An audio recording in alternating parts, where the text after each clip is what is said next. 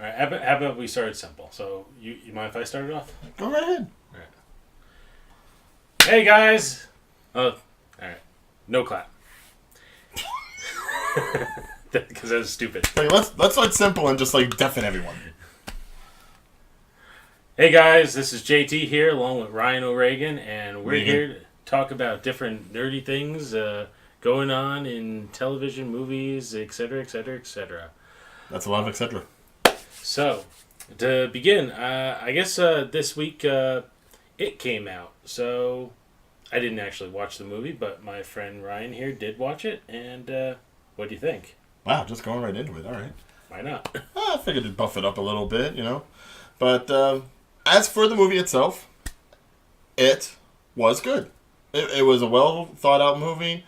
They went ahead and were able to explore the characters much better, I feel, than, say, the ABC original two-parter miniseries, which, of course, is much more closely resembling the book in the way it's formatted, with the adults being brought in and the flashbacks to their childhood as opposed to just starting in the childhood.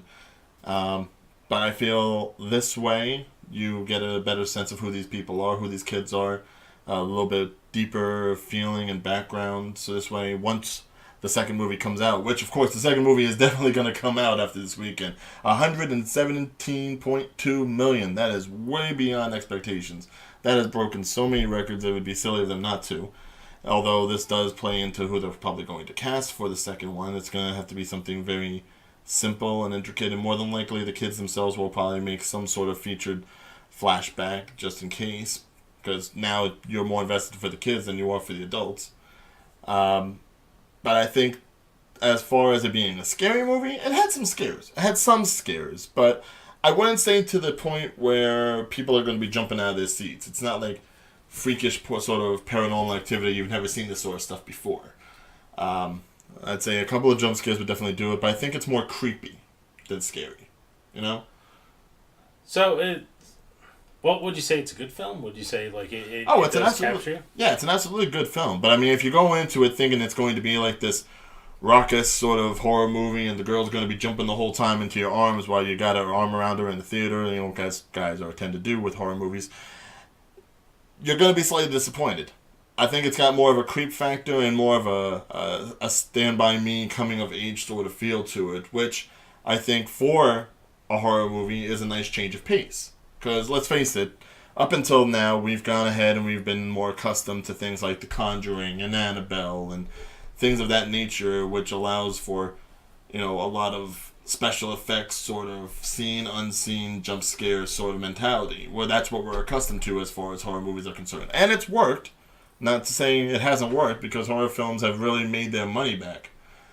But something like this, something on this kind of a scale, I think you need to do something more, and they did that. They made it a much more substantial film. They made a better movie as opposed to a better horror movie.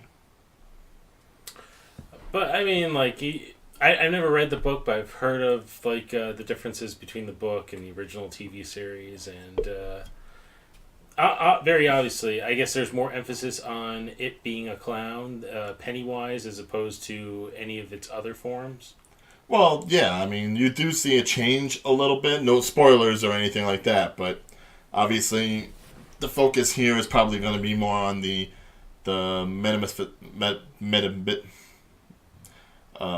the word that you have for like the certain version of something? The The one that starts with an M. Not the Certain version. Yeah, sure, it's fine. Make me sound stupid. Yeah, that certain version of this creature is particularly set for this character, and I think it makes sense to do that because I want to feel. I mean, I'm no expert on Stephen King. I've never read any of his books too in depth. Read some, but just as like, oh, okay, I want to read it. I want to find out. But I want to think that when he originally did it, the original version of Pennywise was something more slated with the times, because obviously they had to go ahead and update this story. So while the kid setting is set in like the late 1800s, in 1980s, not 1800s, 1980s. Like when Gremlins and everything came out, that's when this is set. In fact, you can actually see like a Gremlins poster in the kid's room when you first start off. So that's all been updated. Obviously, if you track that back 27 years, we're talking like, late 50s, early 60s that this is sort of coming about because the original film took place in the 1990s. So if you take 27 years off that, and you're looking at a clown that's probably more reminiscent to that time. Like, I don't know if you ever watched stuff like, Howdy Doody and stuff like that, and saw like those primetime clowns that would sometimes be around. That Pennywise that Tim Curry did, it was reflective of that, like something off a kid's show. This clown is a lot more dated. So it looks almost something like turn of the century, like something that would have been in a traveling circus, that same era as like Dumbo or something. Maybe even older. So I think the fact that they're going ahead and they're giving a little bit more history to the creature itself, which they say they're going to do in the sequel. They're going to go ahead and delve more into the backstory of Pennywise. And you see that with some of the photos, because if you see the movie and you see photos of the thing, it's like... By the way, spoilers. Not really spoilers, because you've seen it in the trailer. You see that picture of like that old Pennywise clown etched in with like those old pictures. So obviously this is something that's been around much, much longer than saying you would have expected from the original story. That's something that could have just happened around that time, but obviously this thing goes back and back and back. So it'll be interesting to see, maybe there's some sort of a lineage thing that all these kids are connected to. Maybe their great-grandfathers had to deal with this thing. Who knows? Maybe that's why they were able to conquer it. Why them as opposed to other kids? But all in all, I'd say if you're interested in the story, then go see it for the story. But if you're interested for scares, you may be a little disappointed, but it's still an adventure nonetheless. It'll be a nice ride for you to take. It'll be something for you to thoroughly enjoy and something to help you look forward to the next film, which it's still going to be in only 2 years. So they're going to cast it quick. They're going to roll it out quick. And hopefully Muschietti, who directed this one, who also did Mama, hopefully he can get Jessica Chastain to play the girl. Because apparently he worked well in Mama, and I want to see her in this. If you're going to get any big star, get Chastain. I want Chastain. As for the other people, don't care. All right, scale 1 to 10? Solid 8. Solid 8. Yeah. Cool. All right, I can't comment any other thing on it because I haven't seen the movie yet. Yeah, it's been like maybe a decade since I've even seen the Tim Curry version, so I'm gonna move on. Well, is it something that you're interested in seeing now after I've talked about it? To a certain degree. I'll be honest with you. This is our first podcast, so experiment. Kind of. Yes. But this is I don't know. I'm not a big horror movie fan, to be fair. What? No, I know some people like that stuff. Like, it's just the thrill, going to see something that thrills you. But it's like, I have enough thrills in my life. I don't. Oh, okay. Sorry, I didn't know you lived in a haunted house already or something like that. In my head. Lord knows what's in that head. Although he's the technical genius over here, so I really shouldn't complain too much. But like I said, though, it's less a scary story as it is just a coming of age. Like, you ever seen Stand By Me? Yeah. Ever see The Sandlot? Yes. Ever see, maybe not, Boyhood? Maybe. Alright, so if you can get through those, then you should be able to watch something like this. It's definitely got its dark reality moments. There's more than just the fear of this clown that comes around. You're seeing the fears that these kids grow up with. And there's plenty of them. So if it's one of those things that, it makes you shake because it reminds you of something happened in your childhood, that in itself can be scary. Not frightening to the point where you jump, but it's unnerving. I might say it for I was about to say VHS, but they don't kind of exist. Wow, we were really experimenting here. We're like taking all kinds. I'll wait for the Betamax. Yes. Once that becomes retro again and everyone starts collecting it with the big discs and shit. God, I hope so. I actually have so many of them I can make some money. You still have Betamax? I still have Betamax. Why? Why not? But why did you get them in the first place? Well, it was family. I was a little too young actually to purchase it. I was 5 years old and my parents got it. But yeah, I still have old Sony Betamax with a whole bunch of tapes that go with it. In fact, they recorded in 1987 Ghostbusters playing on ABC, and it's one of the coolest things. Like you watch a tape that was made 30 years ago, and you're watching commercials for shows and products from 30 years ago. There was a who is Harry Crumb commercial in there. Oh God! Like I mean, I remember the movie, and John Candy, big person to my heart, ironically, but yeah, geez, I can only imagine the kind of commercials that came up on that. Anything that was a commercial that you can remember of a product that's still around. That's still around? Yeah. Were there any of those Pizza Hut commercials with like the old brown boxes and everything? Oh shit, babe. I haven't actually watched that tape in a few years. Now I'm curious to watch it again and see what else is on. The only thing I can remember is a commercial for the Thunderbird, and I don't think they've made a Ford Thunderbird hasn't been made in almost 20 years now. Well, I mean, unless you have that like retro one that they came out with, like I don't want to say around the turn of the century, but there was like a retro-looking Thunderbird, really gassed up and everything, looked nice, and I remember seeing it like in the early 2000s. Now, when exactly that came out and how much they came out with it, and whether or not they've made anything since, I don't know. But I know it had a very old-school look, and it looked nice, but I saw it and I was like, yeah, I can't afford that. I'm not even going to bother. I'm happy I had my Camaro when I did. That was a stroke of luck. But no, it's with sometimes you find old VHS tapes and beta tapes that either you've taped on or your family's taped on. Go back and watch it. You might find some really cool stuff in it. I gotta find a VHS tape of when I was a kid. I really tinkered a lot with my VCR. Used to tape Cartoon Network all the time when Cartoon Network was still fairly new. Like back when they still just had like Bugs Bunny and Droopy Dog and stuff like that. When like Johnny Bravo premiered. Oh, when they just started with the originals. Yeah. Oh wow. So I'm kind of curious what commercials aired back then. Yeah, I remember back when that network first started and they were just trying to like semi make everything hip and modernized. I remember the Droopy Dog one because they had a special show just for like him and like the Tex Avery sort of stuff. That's right. And they called it Down with Droopy D. I'm like, motherfucker, what? Oh, you're bringing back some horrible memories. God, I do remember that show. Yeah, they really tried to stick with the times, didn't they? We're hip. Well, at least we know Cartoon Network would never do anything like that ever again. No, instead they bastardized things in other ways. So, there's a new Powerpuff Girl. Good segue. So, I mean, I've seen the picture of the new Powerpuff Girl, whose name is apparently Bliss. Mm-hmm. And, it's Bliss. No, she definitely looks like she has more of like a Nicki Minaj sort of look to her, because it's the lighter, darker skin with, I believe, blue or purplish hair, somewhere around there, maybe an indigo. Mm-hmm.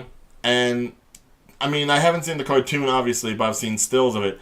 She looks physically bigger than the other Powerpuff Girls. Like, maybe double the size, but still proportionate to what they are with like the head and the small body and everything. So she just looks like she might be older to some degree. And I'm pissed off because they're saying, "Oh, we're bringing in a fourth power." No, Bunny was the fourth Powerpuff Girl, and she was breaking down barriers long before Bliss was, because she was what's the proper way to say it? Because I know what I could. Created different. And she was more Powerpuff Girl than this one's probably going to be, because she actually went ahead and sacrificed herself. That's heroism.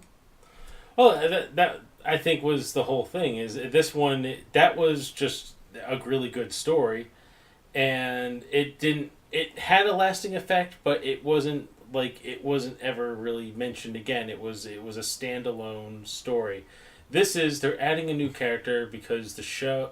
And this is just my opinion. What I'm stating right now is not actual facts. I can't go and say, this is where I learned all this stuff. But from a viewer standpoint, the current show, and I haven't really watched any of it because it hasn't been good. I grew up with the old Powerpuff Girls, and I thought it was a really good series. The little I caught it, the current one is meh. And I feel the addition of this new character is really just because the show is not doing good, and they're looking for a gimmick to keep the show going. I can understand that, but I mean, there's other gimmicks that you can do without going ahead and like retracing steps that you've already done in the previous series. Like if you want to go ahead and add another Powerpuff Girl. I mean, they've added a Powerpuff Girl. They added the Rowdy Rough Boys. They had like I want to say they had an evil twin version of one of them. They even had Bubbles go like hardcore and go all evil and everything.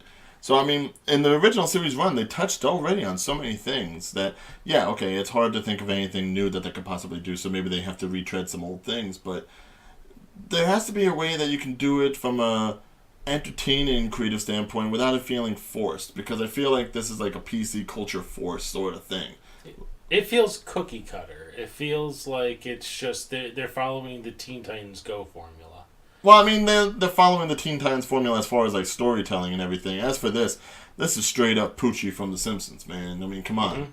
Mm-hmm. They're trying. They have to try. I would rather see a new villain that becomes an even worse antagonist than, say, Mojo Jojo or him or, you know, one of the big mainstays. You know, bringing somebody that's even worse than that rather than going ahead and trying to shoehorn now a fourth hero after you've already become so familiar after so many decades of the three-person dynamic. Well, again, and I hate that I'm commenting on this because I don't really watch this show, but from everything that I've kind of heard of this show is that it's not even really an action superhero series anymore. It's just comedy. They don't actually fight people anymore. So you can't really talk about like you need a bigger, badder villain because they're not really even going against the villains, again, from my understanding. I'll say that's the hurtful part of it, because you have a show like this and you have a show like Teen Titans that pretty much started this hero boom that Cartoon Network first had. And now, when you want something like that, you have to look to shows like Steven Universe and Adventure Time, which, while they do have their, you know, antagonists, and there's always those bad guys that come up every so often, they are written so much more deep and thoughtful, and I mean, you don't necessarily have to like shoehorn anything in there, because it just, whatever they do, it works. So why can't these shows take an example from them? Why can't they go ahead and build like they build? Instead, they're just like you said, pretty much more Cookie cutter, yeah. Which is kind of messed up considering we're talking about creatures that were created by sugar, spice, and everything nice. So, I mean, yeah, they've been baked, all right, in the sense of a term. Yes. Well, at the same time, you know, the two other shows you mentioned, Steven Universe and Adventure Time, are still controlled by their original creators. Just like how how Powerpuff Girls back in the day was controlled by their original creator. That's when the good series out. There could be possibly a day when Rebecca Sugar and I can't think of the guy who created Adventure Time, when they walk away from the Pendleton series. Ward. Yes, and Cartoon Network goes, well, we want to continue the series, and they just throw in any writer, and it turns into the same type of problem. But I mean, if they do that, hopefully they give some time before they do it again, because obviously there was some time between the Titans, and there was some time before the Powerpuff Girls reboot. There was time for like a whole generational gap. There was time for you to forget and then just be accustomed to crap. Yes, and that's unfortunately what we've become. We've become accustomed to crap. But in the same way, when we go ahead and we complain that there's no new ideas and there's no new stories, when new things do come out, we don't embrace it. Going back to movies for a second, you think about a movie like Valerian that came out this summer. Mm-hmm. Bombed considerably. Although it was Luc Besson's own money, he raised it himself. There was no studio that was personally hurt by this. Mm-hmm. But it was a very creative idea. It was a very new idea. It was, ironically, it was a new idea because this is apparently based on a comic that was long before a lot of the other sci-fi stories that we've seen in our past. This comic was around. And yet nobody dug into it. It is hard. It's sometimes hard to get by new ideas. The trick really is you want to get something familiar but fresh, that is a trick. I think like a Cobb salad when all you eat is Caesar. What? Familiar but fresh, you know. Nah. It's an experiment, people. We're trying. Don't look at me like that. But no, with I saw the trailers for that, and to be honest, it didn't catch me. And I liked Fifth Element, and what other movie did he do? Lucy. Oh, you know what? Maybe that's what popped in my head because I fucking hated Lucy. I mean, it was an okay movie. I mean, no. Your opinion is wrong. No. What did you hate about Lucy? Everything. Oh, come on. It was just not good. Was it the best that we could have hoped for with a Scarlett Johansson lead and a story about expanding someone's mind, which, mind you, yeah, probably Limitless did the story better. Mm-hmm. But I wouldn't say it's the worst thing he's done. It sure as far wasn't the greatest. Oh, jeez. I hated Lucy. Okay. I liked Fifth Element, but you know what? That was 20 years ago. And Lucy was just a really bad date. Wow. I brought a date to see that movie, too, and at the end I apologized to her. Why would you bring a date to something like Lucy? I mean, you're going to be staring at Scarlett Johansson the whole time, and then you got this other girl. Well, yes, anyway. We get out a lot, yeah. No, but it was just such a weird... And that wasn't even a weird movie. I mean, you have this character who is pretty much... there's just so many flaws. As a filmmaker, there's just so many flaws in Lucy. I probably should explain for the audience that may not be familiar with JT and I. Aside from us being people from New Jersey and having a strong amount of geek culture among us, we also are members of the thriving community within New Jersey that does experiment with independent film and full-length feature whenever we can. So whenever we are talking about film, do expect us to be a little bit analytical since we look at it from 2 points of view, from the fans' point of view and if we had made it point of view. So if that makes us sound douchey, please bear with us. Yes. I don't know, another thought entered my mind, but... What? What was it? What was it? No. Say it. Sorry. It's like, we're kind of douchey. It's like, well, does that mean we get a lot of pussy? But, And you look at me for my salad joke. You should be ashamed. A shame on you, sir. Oh. I feel dirty. God. Well, that's what douches are for. Not while I'm drinking beer. No. God. Alright, so in other news, since we do like to go ahead and just jump from topic to topic, whatever seems to be current at the moment. How about wrestling? Wrestling good for you? Yeah, I can do wrestling. Alright. So, pretty much in the next pay-per-view, which is going to be No Mercy, coming up this month, there's 2 big main events on the card at the moment. And you've got Braun Strowman versus Brock Lesnar. Mm-hmm. You know, Monster Among Men versus the Beast. Should be good. Should be a lot of blood. But then we also have John Cena versus Roman Reigns. Blah versus blah. Mm-hmm. Do you even care about this match? Yeah, actually I do. Why? Well, it's two of the Vince McMahon's creations getting together. Which one will survive? That's like the Frankenstein monster and the bride of Frankenstein, like, battling it out. Which is technically domestic abuse. Which one's the bride? Whichever one gets bitch slapped more. But yes, I know that's not PC, but still. I don't know. I do find it interesting. I mean, to be fair, pro wrestling for me these days, at least WWE, they drop the ball for so often. It's come to the point that it's sort of just, I kind of go with it now just because of tradition. Like, I've watched wrestling since 1998, so, wrestling's on, I'm going to watch it. And I know John Cena, and I know Roman Reigns.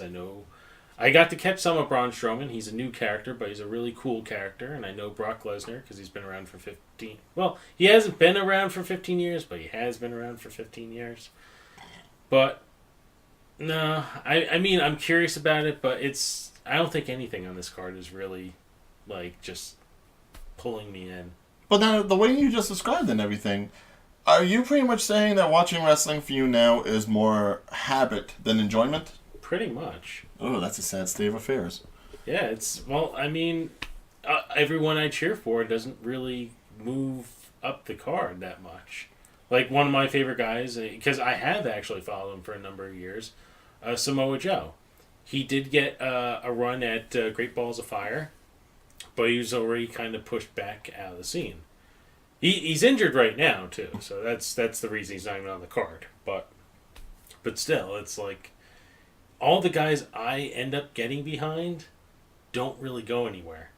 I thought Bray Wyatt was going to be a really, really cool guy. Wannabe Taker. And he loses every match, which is not Undertaker.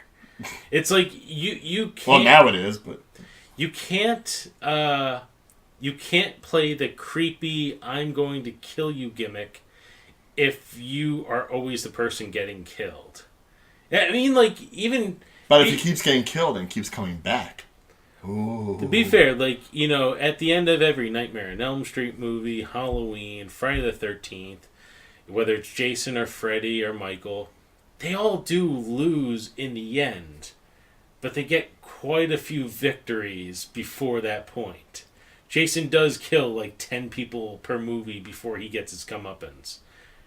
Bray Wyatt doesn't. Bray Wyatt just loses. I don't remember the last time I saw Bray Wyatt win a match. Well, by that logic, you're basically saying that John Cena is more like Jason Voorhees. Because Lord knows he gets plenty of victories before he goes ahead and jobs out to someone. Yes. So, John Cena is Jason Voorhees. If Jason Voorhees was portrayed as the protagonist. Well, to some people he might be. I mean, true. If you're one of those people that looks at all those kids at that camp just screwing around and not really taking care of the campers, yeah, maybe you do want to kill them. It's like, do your jobs, you damn kids! Slash. Arrow through the neck. But yeah, I don't know if I want to segue. I can actually go two directions with this. Let's stick with wrestling. I was going to talk about the Friday the 13th game, but that was like months ago, and so I'm not going to. Yeah, that's been overdone, unfortunately. It's done. Yeah. But the other news, what I do get into wrestling for these days is the behind the scenes drama. That's the only thing that keeps me up, and I have to say, you gossip hound. The most entertaining thing to me in pro wrestling right now is Impact Wrestling, and not because of the show they put on. Is everything behind the scenes is just so messed up that it makes me laugh every time. The minute I saw, just after all these complaints about, are they going to sell the company? Are they not going to sell the company? They're going to do this, they're going to do this, blah, blah, blah, blah, blah. And all of a sudden, 3 days ago, I read, like, yeah, they just fired Jeff Jarrett again, and they're going to probably sell the company. I just started literally laughing my ass off. We should probably preface for anyone that's not familiar. Impact Wrestling, or Global Force Wrestling, whatever it may be at this point, we do not know, has actually been through the financial ringer the last couple of months, and just 2 months ago, only 2 months ago, it was put under new ownership by Anthem. Mm-hmm. And now Anthem wants to get out of the wrestling business that quickly.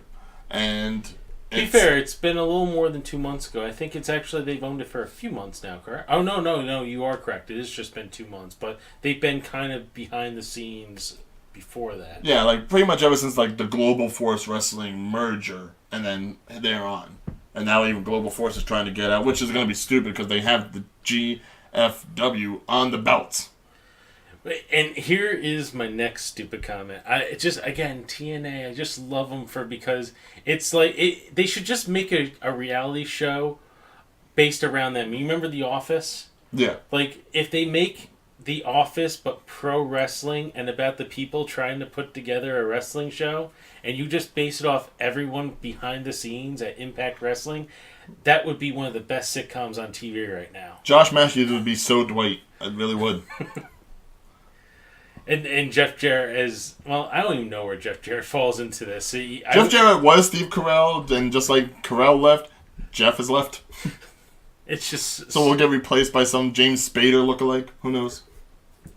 Actually, even for a few months back, if I could go into this, and I apologize for all those of you watching this and are not pure wrestling fans. However, we are talking all things geek, and unfortunately, wrestling has become part of the lexicon of geekiness nowadays, with as big as it is. It is geeky. So it's something to bone up on, I suppose. Depending how much the show goes into, you'll learn that I love... Even though I myself am stupid, and I can be very hypocritical about this, I do like laughing about really dumb decisions. And especially when people comment on those decisions. Again, I do the same thing, but I laugh when other people do it. I.e. that date that you went on. What? The Lucy date. Yeah, exactly. Yes. But I remember Jeff Jarrett got interviewed recently because he was one of the decisions on... All right, for those not familiar with this wrestling company we're talking about... I feel like we're giving a lot of exposition for that. Yeah, unfortunately here. So there's this company, and it is pro wrestling. And it started a few years ago. And when they started it, it was called TNA. Tits and ass. Well, mind you, it was based off of the classic NWA packaging. Yes, it was. Right. It actually was. They were trying to be NWA, and they were trying to build off. And NWA is a wrestling organization that's been around since the 1940s, even before the WWE.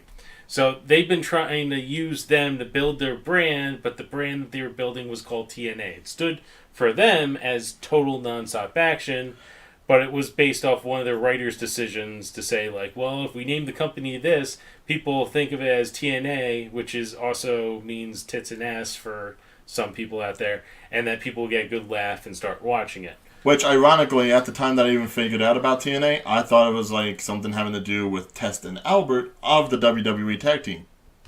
Which was also called TNA, but that was a gimmick that only lasted a few months, so we could deal with that. And plus it introduced Trish Stratus, so bonus. But this wrestling company has been around since 2002. It has 15 years. Of those 15 years, 14 of it, they were referred to as TNA. Even one of their old, one of the people who used to help run the company behind the scenes, Jim Cornette, even made a comment about recently how he tried to sell airtime to people, and every time he had mentioned the name of the company, they would just all start laughing. Can't get that by the censors. But even better than that, they decided, okay, well, TNA is a stupid name, well, we should start calling it something else. Well, they had a TV show called Impact. They're like, well, people know the branding Impact as much as they know TNA. Let's just start referring to the company as Impact Wrestling. So they started calling it Impact Wrestling. But they never fully moved away from the TNA name. So half the people are calling it TNA, half the people are calling it Impact Wrestling. It's just going back and forth. At the same time, one of its founders, and again, I know I'm going a little fast here, Jeff Jarrett, as we mentioned before, he leaves the company, and he starts a whole separate company from it. So here's TNA over here, and over here he's starting a company called GFW. He starts this company, and it's real shit because he doesn't actually try with it. That's where we'll leave GFW for now. But this company is still going, and finally it's just doing so poorly that it gets sold to another company called Anthem, who just buys entertainment and sporting packages. Their logo is an owl. And their logo is an owl. And after they buy it, they decide to bring Jeff Jarrett back in. And Jeff Jarrett decides he is going to combine the new company he created with this company over here, TNA Impact Wrestling.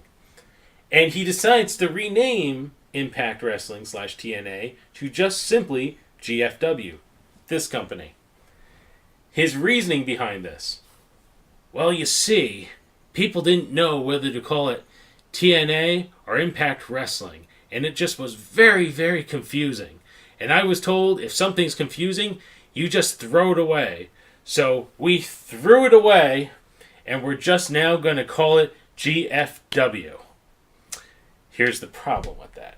One, they did not throw away the Impact Wrestling name. They still refer to it as Impact Wrestling. And you actually there's a logo with an owl and it has Impact underneath it. Yep. And above it, just in tiny letters, GFW. You know, this company over here.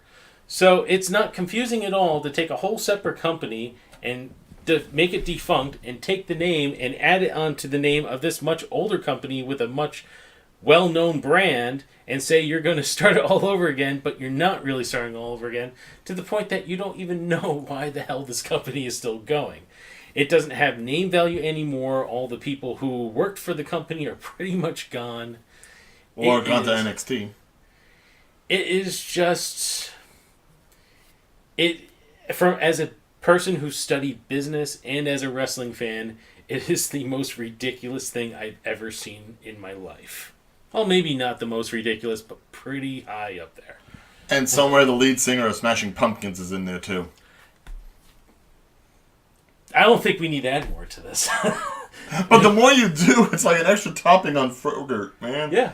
Oh, yeah. If we really want to touch that, Billy Corgan, the lead singer of Smashing Pumpkins, was a producer for this wrestling show who actually created one of their highest rated segments, and he wasn't even starring in it. He just produced it. And he tried to buy the company, and he invested money in the company, and they made him the president, and then the actual owner of the company, she screwed him over, and then he sued the owner of the company. And Dixie Carter. Dixie Carter, it was the former owner of Impact Wrestling.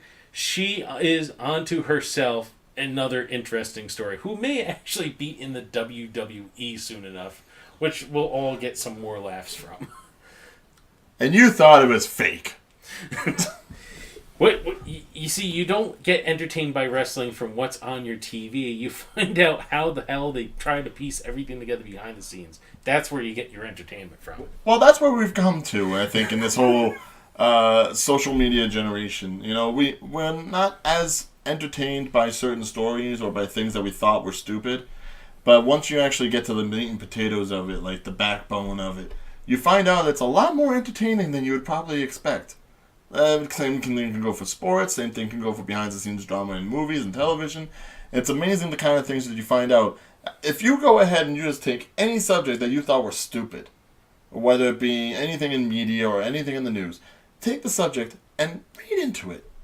And I guarantee you're going to find something that's going to freak you the fuck out that you did not think was any way connected to any of the stuff that you already knew. I guarantee it. That's your public service announcement for the show. Example. Just recently, I forget this is the last day or two, Jim Carrey, who has not really been in the public eye too much recently, My heart. decided to go to a fashion show recently and got interviewed by one of the people on the red carpet. And just gave what was both an entertaining yet very, very depressing interview. And I don't think it hurts my heart. Did you see it? I saw the video of it, and it's like nothing matters. Nothing matters. I'm not here. You're not here. Nothing matters. I hope to God he's not going to kill himself. No, he's not. No. God, no. Please don't put him into the whole Robin Williams spectrum. Look, I've been a fan of Jim Carrey all my life. Jim Carrey is part of the reason I even got into acting. I remember when I was a little kid in middle school, and I saw that first trailer for Ace Ventura: Pet Detective on the morning television while the news things were going on. And I was like, I have to see that. And then I saw it, and I was like, oh, this is like the best movie ever. Obviously, things have gotten better since then. But in later years, now that he hasn't been as big of a movie star as he was, and hasn't been producing as much as he could be, I think he's gone to more of an existential frame of mind. Like, if you look at stuff from like a couple of years prior, you see him talking about seminars and meetings that he's gone to that are very inner sensitive. Like, you're looking into yourself and you're seeing everything that you are and everything that you're not, and you're trying to get a better grasp of the whole world at large. And not being so consumed by the nonsense that's gone into it. And I think that's partially due to a lot of the drama he's had in his own life. I mean, the stuff with his ex-wives, stuff with his daughter. There's a lot of things that can drive a man to try to find some sort of clarity. But there's the other thing in there. This is where I kind of derive the humor, not so much even from his full interview, but by one of the comments of the woman here. It's like, I heard you're here by yourself, that you're in need of a date. Oh, Jesus. Not ignoring the fact that one of his exes killed herself, maybe not recently, but not too long ago either, and that he's been embroiled in legal battles with the family members of said deceased girlfriend over a multitude of things. Yeah, see, this is the kind of shit I call fake news. This is fake news. Do your goddamn research. Know who's going to be on the carpet, knows what to say and know what not to say. Or at least have an earpiece in your head and have like somebody in a truck tell you, no, don't do that, no, escape. Oh, Ryan. It doesn't happen. But it should! I've worked in media now for 9 years. I mean, Ryan was bringing up how we do films and stuff. I actually do work in television and radio as well. And while I'm not on-air talent, I have interacted enough with some of them to know they're not dumb, but they don't think when they're out there. That's like a bad date, man. It's like, so you used to be married. What happened to her? She's dead. How'd that happen? No, you don't ask that! Just let her go! I'm trying to remember. I actually got some good stories from my years in TV, but I don't think I remember anyone who asked a really stupid... Actually, no, I'll say what was really stupid. It's one thing to ask a guest stupid things. It's one thing when you're putting together a show and one of your coworkers is out in the field trying to give a serious story, and the anchor will harass the shit out of their own coworker in the field who's trying just to purposely make them look bad. Like, ask them a question which they don't have the answer to, and like, oh, well, why don't you know that? Shut the fuck up. You're not their boss. Well, that's some John Bradshaw Layfield shit right there. Who's that guy who is like, fuck it, we'll do it live? Oh, yeah, Bill O'Reilly. Bill O'Reilly. Yeah, Bill O'Reilly. Those assholes. Yeah, that's sex scandal, son of a bitch. He's gone, so thank God for that. By the way, we will try not to focus on politics at all on this show. However, something like that is more media, so we can go into it. Yeah. But yeah, as for the Jim Carrey thing, it hurts. It does hurt because I feel that people are looking at him as an afterthought, unfortunately. And mind you, I mean, he's still doing stuff. I mean, he's producing the Showtime show I'm Dying Up Here, which is based off of the stand-up scene in the Hollywood back in like the late 70s, early 80s. And it's a good show. I like the show. I've seen up to episode 6. I know there's more, but I can only do what's been given me on Hulu. Hopefully I'll see the rest later. But having had my slight history in stand-up comedy, I can relate to a lot of the stuff that's going on there. And if anybody knows anything about Jim Carrey, he struggled in stand-up for the longest time. You know, back when he was a poor kid, living out of the car with him and his family. You know, his father never got to see his success. And I think he just does everything he can to pretty much showcase the struggle that he's been through, both in the past and currently. So the fact that he's going ahead and he did the whole clean-shaven thing, was even willing to go out onto that red carpet, good for him. Good for him. But, yeah, if you're going to go ahead and get asked questions by mongrel idiots like that woman was, then, yeah, you know, you pretty much have free range to say whatever the hell you want, and let them try to figure it out. I don't know. It's just stupidity. But it is a lot of stupidity. It is.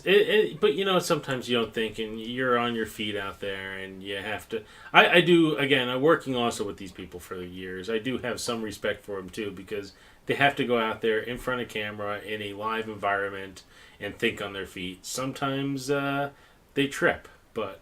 You know, it's part of the game. And this one stumbled into a crater, and hopefully her leg gets stuck, and it's all 138 hours just to like slice it off and try to get out. Not that I'm bitter. I'm not bitter. No, of course not. No, never. No. All right, so I'll touch on one.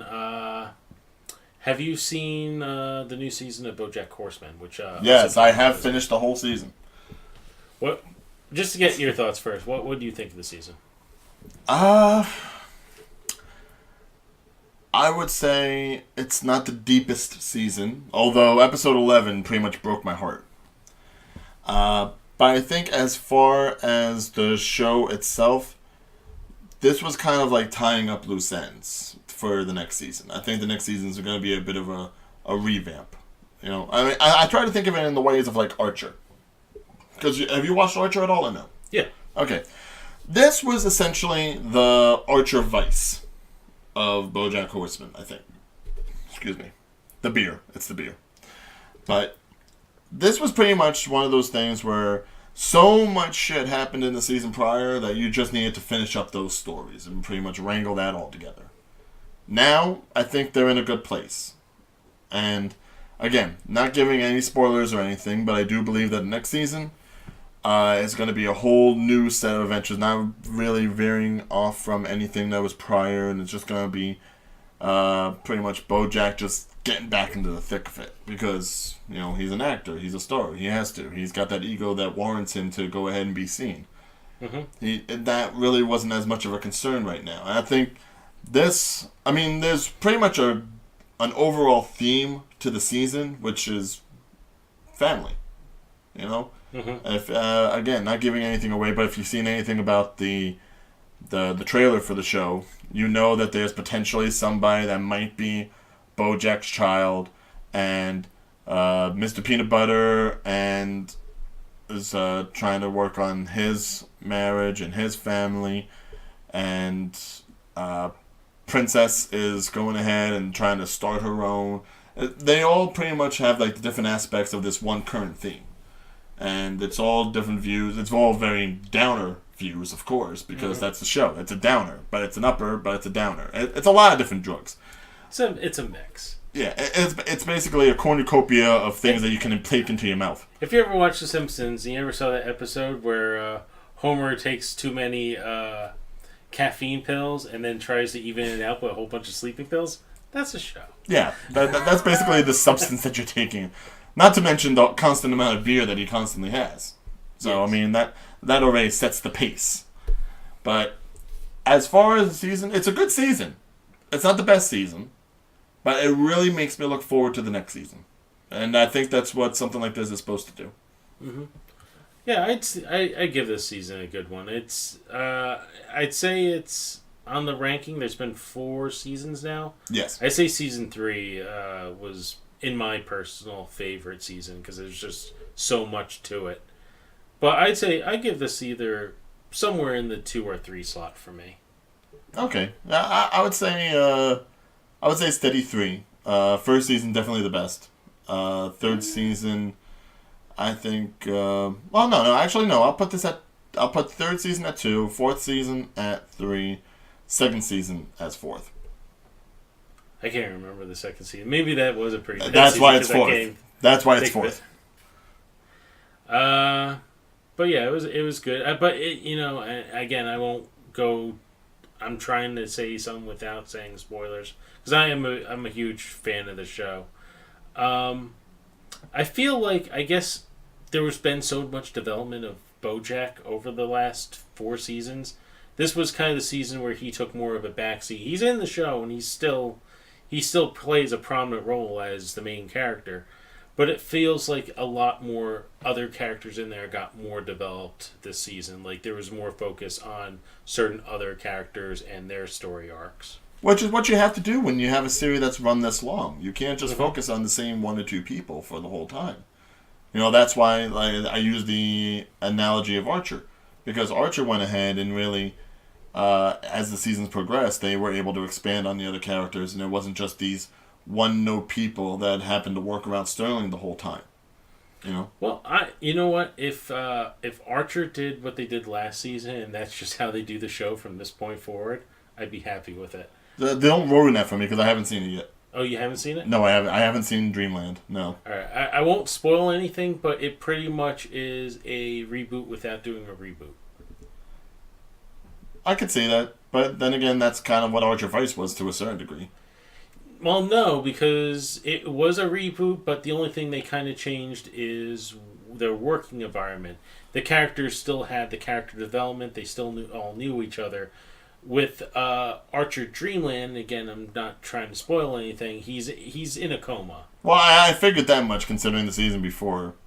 And as a dream, now all these characters, they're different characters. They carry the same names, but they're different backstories and different ways they interact with each other. And a lot of cases, it's like the first time these characters are meeting each other.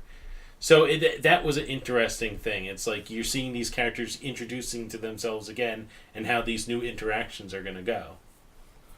That's going to be fun for Comic-Con if I end up at the panel again. But what I'm saying is, if they just continue doing that every season, like just you keep the characters, but you change their backstories, you change their settings, you change their jobs, etc., and you just see like it's like you're resetting the board, changing some statuses. And like American Horror Story, same characters to a degree, and then just a different environment every time. Yes, I've never watched that series, but you've never watched American Horror? I've never watched. Dude, I haven't even seen the season opener, but I've heard good things. But you've never watched any of it? Not even the Murder House from the first season? No. Good Lord, man. But it's not my gig. But I do know how those series are set up, and I do know like that setup where it's like it's always the same characters, but it's always a different story, and the characters they're the same characters but different backstories and. Well, I mean, it's the same actors, different roles they're playing. That people have range, of course, but that's how this season of Archer went, and that's where I hope like other seasons go. Okay, so I need to watch the new season. You need to watch American Horror Story. God damn it. This isn't like The Walking Dead where it drones on in the same goddamn spot for 3 seasons. I am, and I know I'm hosting a geek podcast here along with Ryan. But yeah, I am behind. I've never watched American Horror Story. I am 3 seasons behind on Game of Thrones. I've never watched it.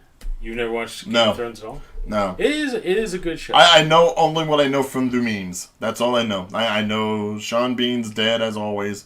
I know Joffrey got killed. I know there was a red wedding. I know there's dragons. I know there's a lot of sex. Some of it incestual. And you know what? I'm glad that somehow I managed. I've actually heard every joke about the red wedding, but I knew nothing about it. And when it actually did pop up, it was like, holy shit. And I'm not going to even say anything if you guys haven't seen the red wedding. But some things in that show just... It's a depressing show, and it's probably one of the reasons I don't overly like it. But it does come out of nowhere, and it just gives you a lot of oh my god moments. It's like The Walking Dead, except sci-fi, and there actually are zombies. Well, that's the White Walkers, right? Yeah. Yeah. So there's like cold zombies. Winter's coming. Not the stenchy, warm, brown zombies of Atlanta that you get with The Walking Dead. Okay, but that show's getting more. I'm 6 episodes behind on Walking Dead because even though like this season should be really good, it's just been missing stuff. Something's been off. Well, because that's the problem. It's trying to now catch up with the comic, and I think it's going to be a point kind of where you get with a lot of anime, where the television series catches up to the comic, and then if one's going to progress past the other, you gotta create your own stuff, and you can't rely on the stuff that came before it. But what they're creating is so boring. I mean, at least I know. I'm not a fan of the Kingdom and all that stuff with the guy with the tiger. I don't care anything about that. I came in watching zombies, and like for the first 3 seasons, when people ended up becoming zombies and they had to kill them, there was an emotional investment. Now, aside from one massive horde here and there, it's all about people killing other people. Like, this could easily just be any other apocalypse story. And I think that's part of the appeal for, I think, The Walking Dead is you're never really afraid of the zombies. You're never going to be afraid of the zombies for very long. It's more just seeing, like, how these people in the apocalypse are going after each other. And the zombies are in that mix, so there is always, like, a threat in addition to the humans. But I get your point, and unfortunately, from what I see of the comic, they don't really go back to the status quo. They're not going to journey again, at least not from what I've seen yet. They still stick to, at least in the comics, they stick to those bases. Meanwhile, I could easily see them going ahead and doing different seasons in different locations and like branching out that way rather than sticking with the dictatorship. You know, let me see how Maine's doing with all this nonsense since they're a coastal town. Let me see how Jersey's doing. Let me see how California's doing. Let me see how Texas and Mexico's doing. Let me see some goddamn zombies with sombreros. Give me something different. Yeah, it was called Fear the Walking Dead, and you see how that went. Exactly. That's still getting another season too, but still. Though I heard, I didn't see the latest season, but I heard that one actually did well. People actually said that one was actually really good. But I think if you want to go like natural progression, I want to see some George A. Romero natural progression. Let me see some smart zombies now. But no. I want some smart zombies. I want smart zombies. No. I want them relearning what they forgot. I want a gas station zombie working at the gas station or something else to that degree. I want to see some muscle memory. You stay away from The Walking Dead. You stay far away. I'm sorry, but I mean, like I said, they have an open range to go ahead and do what they want. Can I point out that, like, before Zack Snyder became shitty, he brought back the zombie genre, and immediately George Romano came in. It's like, oh yeah, hold my beer, and then we immediately took it back because fucking moron. Don't you dare speak of the dead. And he made George Romero rest in peace, yeah, then come back from it. But Land of the Dead was not good. I'm not saying the whole part with like Leguizamo and Dennis, all that stuff. I'm not talking about the human aspect, but I think the mentality of these things. Don't do smart zombies. Why not? It's just it takes away from it. That's not the point. The whole point is that they've changed. That they're now like everything they were. That's what really is kind of like the creep factor with the zombies. Besides the fact that one bite will transform you into one themselves, it's this person that. You knew this body. This body used to belong to this person that you knew and that you had a connection to. And now they're gone. And now all they want to do is kill. And if you get anywhere near them, they're going to kill you. If you try to go into this whole thing like, well, they can relearn, they can grow, they can... No, but that's the thing. You have to take a natural progression when it comes to characters like that. Look at things like the Wolfman, like Dracula, like Frankenstein's monster. Well, that's where the Whisperers come in. And the Whisperers have an interesting concept where, they are human, but they're dressed in zombie skin. So they're that's like old school, like, drag race sort of thing, man. That's like some RuPaul shit. Drag, like... Well, they're blending in. That's how they survive among the zombies. They move among the zombies by pretending they're zombies. First of all, we saw that shit in the second episode of the whole damn series. That's nothing new. Instead of becoming full-fledged zombies, they are now they're like the people that live among the wolves, and they start becoming like animals. These people are living among the zombies, and while they're not zombies, they're becoming like zombies. Yeah, Jane Goodall and the monkeys and all that shit. Now. If you look at horror creatures, there's always been some sort of advancement. There's always been some sort of multiple takes on it. Because when you take something as simple as an idea and you're able to expand upon it, you're able to create so many more things. But the thing is, we've never really been able to move past the idea of zombies just being this massless horde that doesn't really speak. Yes, we have. They've been trying that since... I can go back to at least the 1980s when George Romano tried it the first time with the one zombie that they taught in Day of the Dead. It didn't catch on because people don't like the idea. It's not that they don't like the idea. It's just I don't think the idea was executed properly. Well, how many other times can you execute the idea? They've tried executing that so many times, but and every time it doesn't work. But then you look at something like iZombie on the CW. Uh-huh. And that is a refreshing take on the zombies genre. Is it? Yes. How? Well, for one thing, the zombies only become like Romero-esque if they haven't eaten in a while. In the meantime, they're still just like you and I. They just look a little paler. And the whole idea of eating brains and then gaining some of the essence of the person that was before him and like living through them like that, getting the whole vision, seeing what they saw... it's much more existential like that. I think it's a nice way of going ahead and just taking something that just ate brains and stumbled around and actually evolving it into a substantial creature and a substantial threat to modern times. I just I don't really fully agree with it. Plus, Liv Moore is hot. Oh, now we know why you're an iZombie. Well, there's a few reasons I'm an iZombie. But I know. I don't like the idea of smart zombies. I mean, besides iZombie, let's see. We did My Boyfriend's Back, which tried to do the zombie genre. We had the one that came out to, like, Cold Hearts, or whatever the hell was that? Warm Hearts. Warm Hearts, which tried that, and meh. Let's see, what else? What else tried the smart zombie? There was also the one about the kids, and I can't think of the name of it. I don't know if you even know what I'm talking about here. I got to actually talk to another friend of mine who showed me this. But there's a movie there where all these kids are being taught underground in, like, this dominated society. You don't know what's going on, but they have these kids locked up and tied down. And when they bring them to the classroom, like, telling the teacher you can't touch them, you can't go near them, and she's not understanding why. And finally, in one scene, one of these soldiers who is pretty much guarding all these kids says, "You want to know why you can't do this?" And he shows the flesh to one of the kids, and the kid starts going crazy, and then the others in the room start going crazy, and they all are trying to break their straps so they can eat this guy. Dude. But again, it's like, these are the concepts there, but they don't catch on because no one really wants to see them. But see, that goes back to the argument I made earlier, where it's the whole, well, we want new stuff and then we don't buy into it.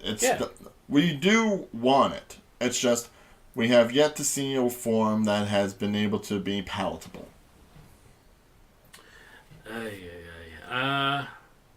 Yeah, and actually, I do want to bring up one last thing, and then I think just start wrapping it up a little bit here. How long have we been going on for? Just over an hour. Woo! Not bad. Seamless. But we talk about, like, things we want but we don't want. I want to go into Dread, because that was such a great movie. And it totally bombed in the box office. The Carl Urban one? Yeah. Okay. And the question is, why did that bomb? Did it bomb because people were thinking it was too much like the Sylvester Stallone movie? Or was it just not advertised enough? I think it goes along the same lines of the whole Valerian thing, where it's a product that maybe a lot of people weren't familiar with, because Lord knows Judge Dredd with Sylvester Stallone didn't exactly stay around long enough for people to, really make mention of it. What was the name of that movie again? Valerian? Valerian. Valerian. Alright, I'm going to say why I didn't go see that movie. One, the two main characters immediately looked very bland and annoying. That's what I got from the trailer. I already don't like the main characters.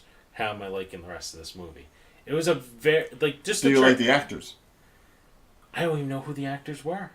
Oh, so that's the thing. It's like, okay, so what I'm getting this movie is it's all these planets and all these different creatures, and they all need these heroes, and the heroes end up being these two people who look like prepubescent teens. I know I screwed that up. Prepubescent, yes. There we go.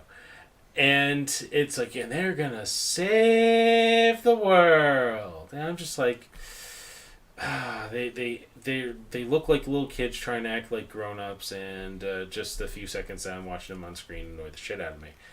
I don't think I could survive an hour and a half of this movie, or however long it is. And that was my problem with the movie. That's why I didn't go see it. As cool as the visuals looked for that thing, I didn't like the main characters from the start. Maybe I need to give it a chance. But I haven't heard good reviews of it before it either. Well, here's the thing. It's a pro-con sort of review. It's a pro-con sort of look at it.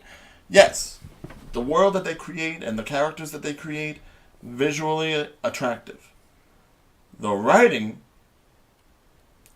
feels like something that they would have written back when they did The Fifth Element. Like, it's very corny. So, I mean, it's not a perfect movie, but I do think that it's an idea that should be given more credit than where it's due, because they went ahead, they took the chance, and they did the best that they could. Well, that's what that guy always does, and we've proven that you probably shouldn't give him too many chances. Oh, just because you hate Lucy.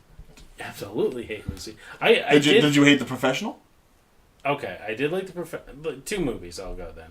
I liked Professional. I did like Fifth Element. Okay, because those were the three main movies that they were propagating when they were promoting Valerian. This is the guy behind Leon the Professional. This is the guy behind The Fifth Element. This is the guy behind Lucy.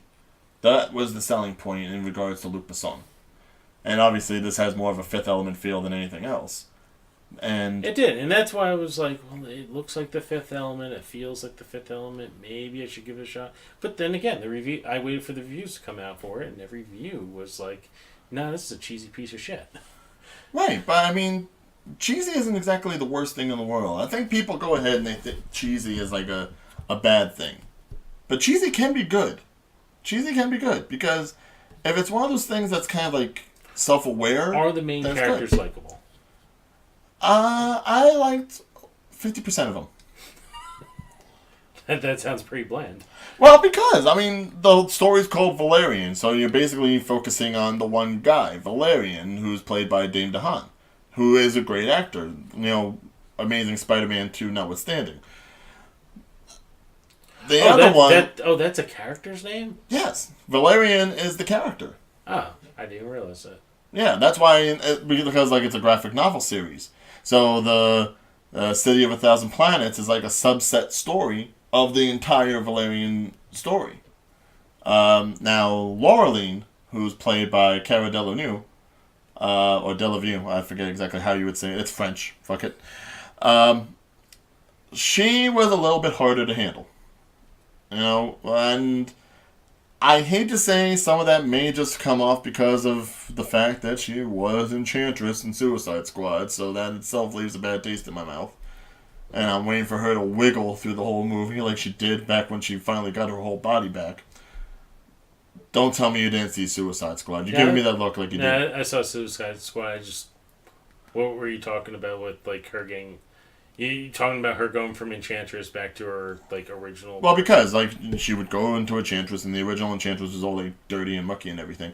And then once she becomes free... Again, spoiler alert. This is what we should call itself. It's, like, Great Spoilers Podcast. Like, fuck it. We didn't spoil that much. I think this is one of the few... No, but how many spoiler alerts have we given? I think a lot of people give spoiler alerts. Talking about current things. But, anyway, when she gets... enough power to get her original body back, and she's got the headdress, and she's got, like, the skirt and everything, and then she starts creating the big destroyer weapon, which doesn't even look like a weapon at some point. You know, she's doing, like, all kinds of, like, weird gyrations and movings, and it's like, what does that have to do with everything? She looks like an anaphylactic belly dancer. Like, well, that's because the DC universe is really the Zack Snyder universe right now, and He's like Michael Bay light.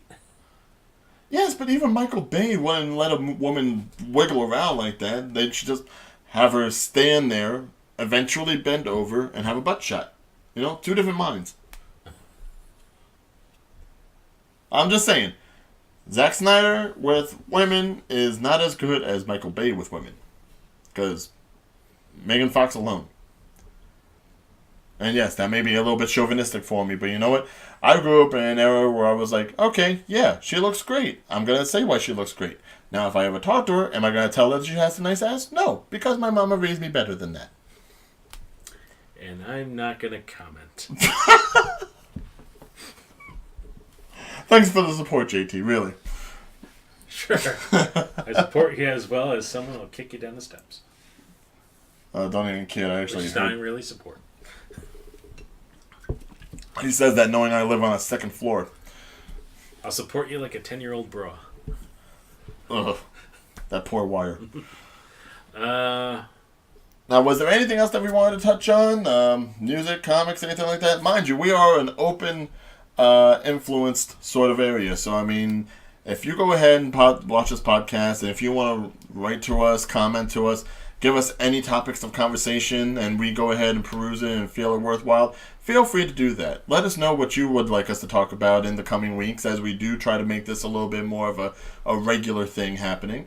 And hopefully it's something that's going to entertain both of our minds and get us one to talk about it. Otherwise, we are, again, douchebags who are very much into ourselves, and we'll probably just focus on what we want to talk about unless you make something really juicy. All right. With that said, I'm JT. This is...